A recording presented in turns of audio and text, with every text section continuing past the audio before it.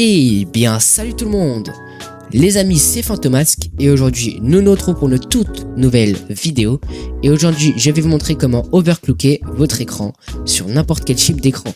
Que vous ayez un écran 60 Hz, 144 Hz ou bien 360 Hz, vous pourrez toujours gagner quelques Hz en plus. Donc simplement aujourd'hui, je vais vous montrer comment faire. Donc c'est parti, on commence tout de suite. Alors tout d'abord, n'hésitez pas à vous abonner à la chaîne tout en activant la cloche de notification pour ne rater aucune vidéo. Comme d'habitude, ça me soutient énormément. Ça ne vous coûte rien, vous mettez un petit like sous la vidéo et moi, ça me soutient. Donc c'est parti, on peut commencer. Donc d'abord, je tiens à préciser que cette vidéo, elle contient juste les informations nécessaires pour overclocker votre écran si vous avez une carte graphique AMD.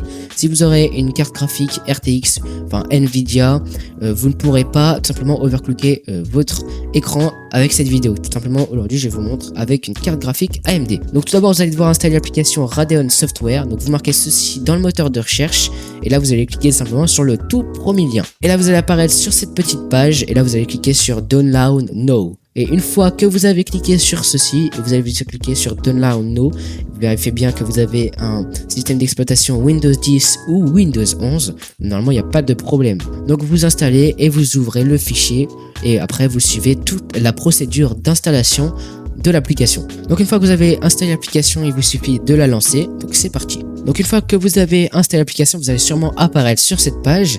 Donc tout simplement vous allez cliquer sur le tout petit écran qui est juste ici, là, donc dans les paramètres. Et là vous allez apparaître sur cette page et vous allez devoir cliquer sur affichage. Une fois que vous avez cliqué sur affichage, vous allez devoir créer une nouvelle résolution, donc une résolution personnalisée. Donc une résolution personnalisée, vous allez cliquer sur créer une résolution personnalisée. Et là vous allez devoir tout simplement changer le nombre de Hertz.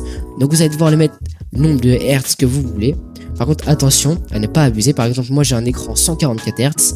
Vous ne pouvez pas mettre 200 Hz. Au début, je vous conseille de faire de 2 en 2. Par exemple, vous allez passer sur, par exemple, 145 Hz. Et une fois que vous êtes passé sur 144 Hz, vous testez, vous essayez pour voir si ça fonctionne bien.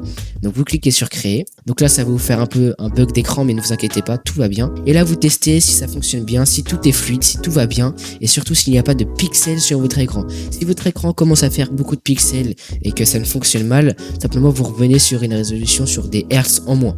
Donc si vous vous dites que 144 Hz c'est largement bon, vous pouvez supprimer tout simplement ici. Vous créez une nouvelle résolution et là vous pouvez mettre 148 par exemple.